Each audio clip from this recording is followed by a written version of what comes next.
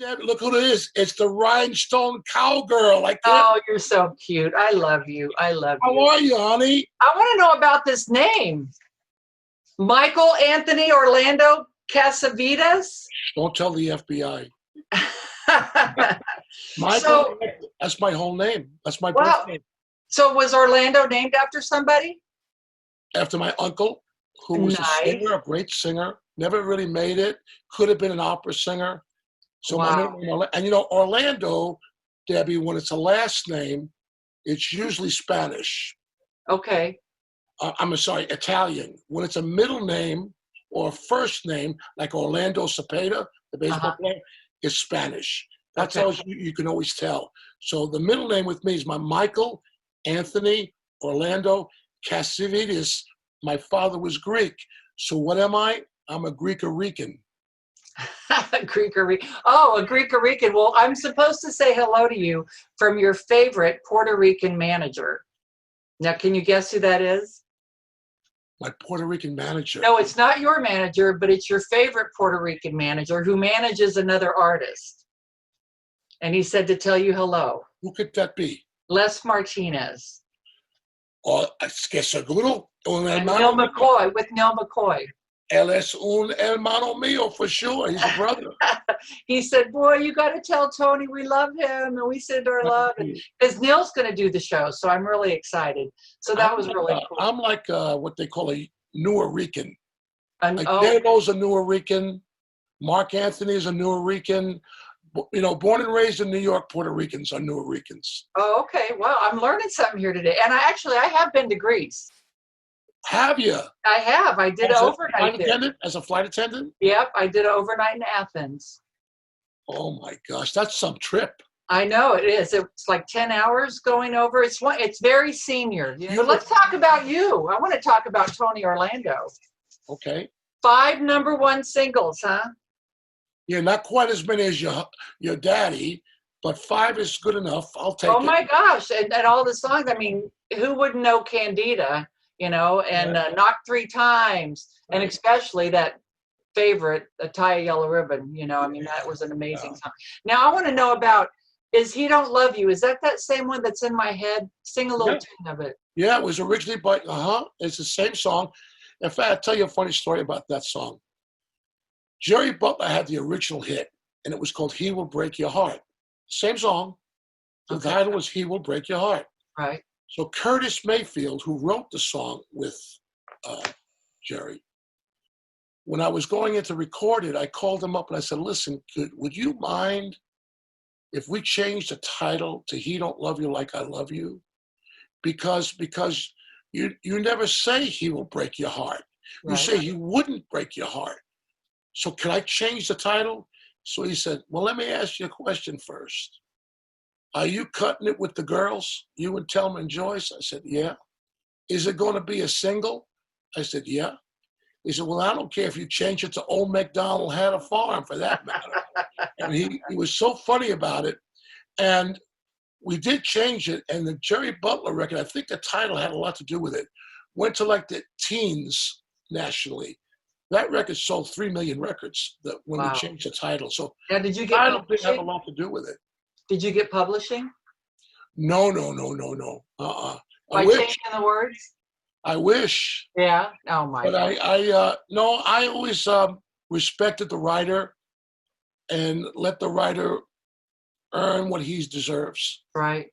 And now you're a 3-time American Music Award winner, 2-time Male Entertainer, People's Choice Awards also, 3-time Grammy nominee. Oh my gosh, the list keeps going on. But I want to go back to the very 1969.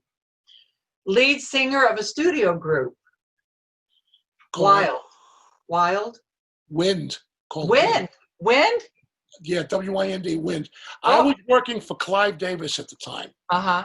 What happened to me was my first hit records, Debbie, came in 1961 when I was 16 years old. It was Carole King's first hit record. It was a song called Halfway to Paradise. And then there was a follow-up record written by, Barry Mann and Cynthia Weil. Right.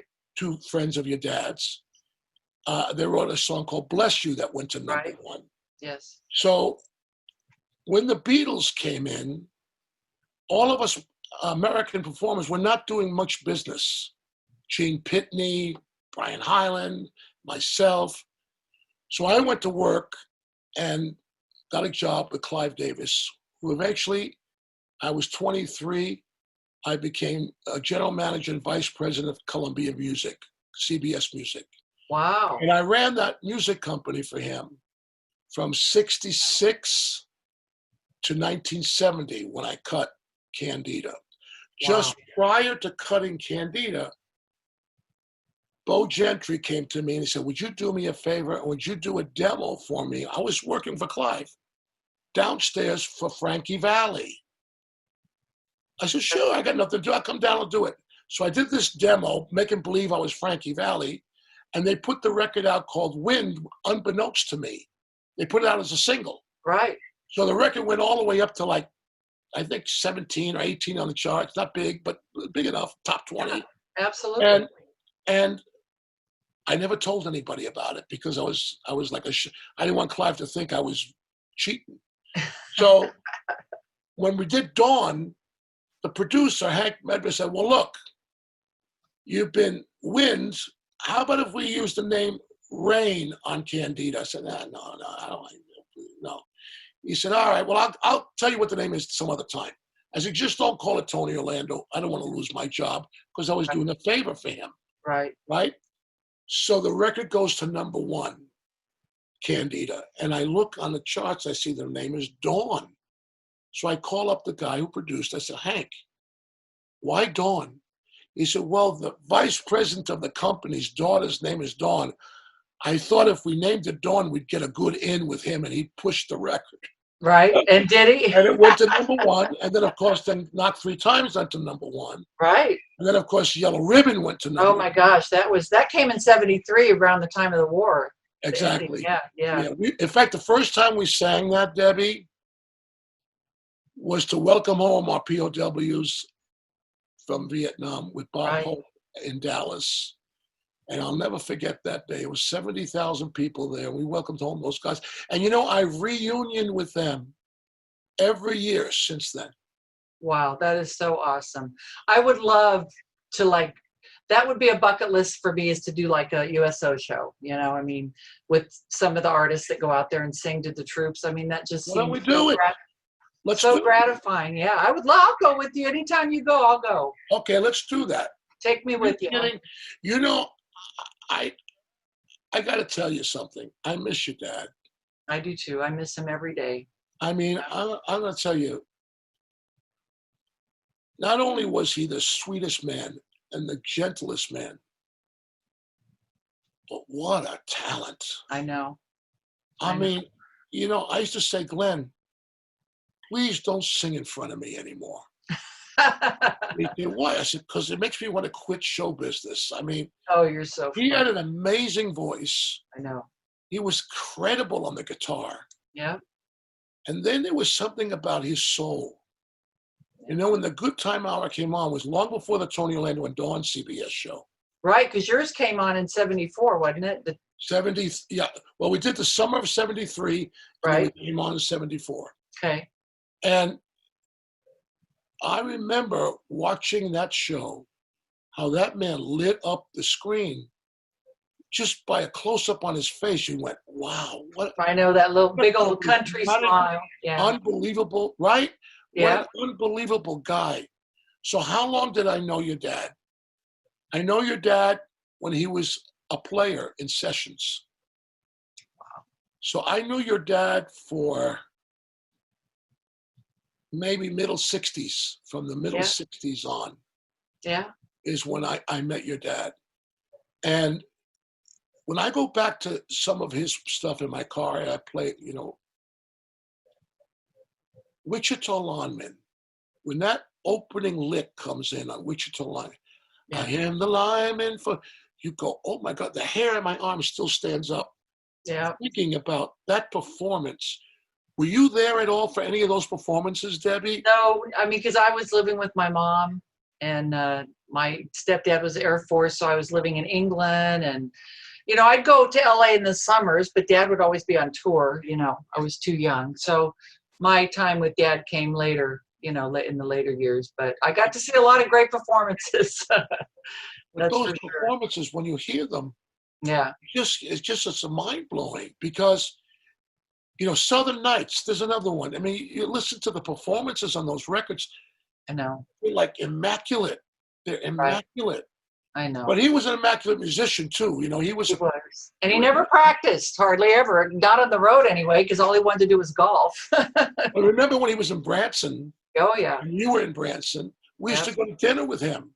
Yep. Remember some of the greatest nights we had together, your father and I. I think I'm not alone. I think the whole world misses Glen Campbell for sure. I hope so, because I know I do. And look at this. My club soda in my Tony Orlando cup. Can you believe that? Look at that. Look at that. That's cool. I know. I'm trying to purge, but there are some things you just don't purge, and my Tony Orlando cup, I've never purged. So, Debbie just drank out of a yellow Tony Orlando cup. Yeah, I got that when I came to your theater, when you had your theater. I can't believe you still have it. Yes. My God. I'll show you what else I have. Remember when we did this? The Jerry Lewis telethon? Yes. When we did the MDA telethon. And I have all of the signatures right there. Look at this, Tony. That's priceless. My girlfriend made me a T-shirt quilt of all my T-shirts of my memories, because I can't have T-shirts in drawers. So you made a blanket out of it? I have 5 of them. 5 quilts. It's a quilt. Yeah. It's a quilt. And this is T-shirts. Yeah, that's beautiful. This is the first one from Branson, of all my Branson, all the, I've got Eddie Rabbit on here. I mean, Oak Ridge. Something, that was quite a time. It was. It was. I don't think Branson realized what they had. And I don't think we did either. I mean, I don't think we did. It was such a camaraderie with everybody. Did you say it? Did you? Anymore, Debbie. Huh? That doesn't exist anymore. That's One so of the sad. things I hate about current show business Mm-hmm. is that a lot of the young performers don't have that code where you never put down a fellow entertainer. Right. That we had. Right. You help the other entertainer. Right. You support. Glenn would support my show. Yeah. If I had a charity to do, he would be there. Exactly. I mean, we helped each other. And you read the paper today, you see some of these acts, somebody putting down somebody, I don't know who it was another performer was putting Taylor Swift down.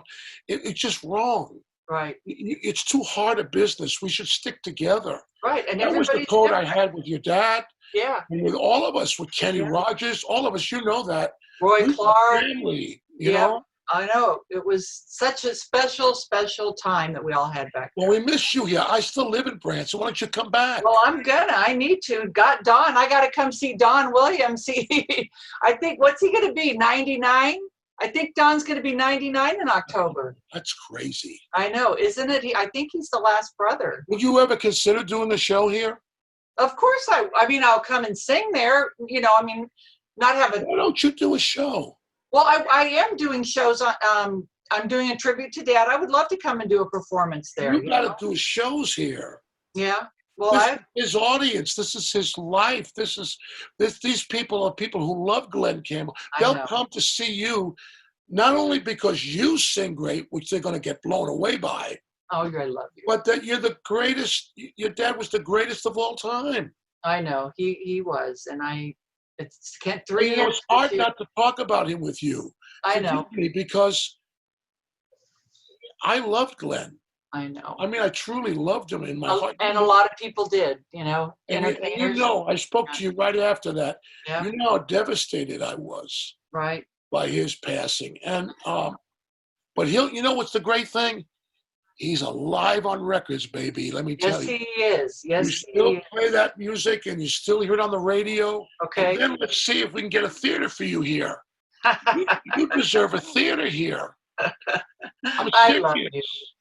No, I'm not looking for my own theater. I just want to sing. Well, you should be singing in your own theater, because let me tell you what, the acts in this town are all wonderful. But Yes. there are no more name acts in town. Right. Well, I'm not a name, silly goose. Yes, you are. Your name. You're royalty. Let's get one thing straight. You are show business royalty. You are the daughter of a king. I know. I appreciate that. I know. And I love you for having me. I love you. We'll chat soon.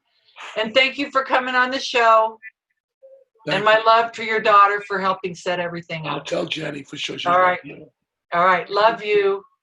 Love you. Talk to you soon. Bye-bye, baby. Bye, Tony. I had fun. I did too. We'll do it. Let's do it every week. Do it. Come on. Love it. All right. We'll talk soon. Okay, Debbie. Bye. All right. And thanks everybody for joining in for the first ever Debby Campbell show with my amazing guest, Tony Orlando. I love it. I love it. Great hostess too. Oh, thank you, Tony. I love you. Mwah. All right. Enjoy it, okay? Okay, you got it.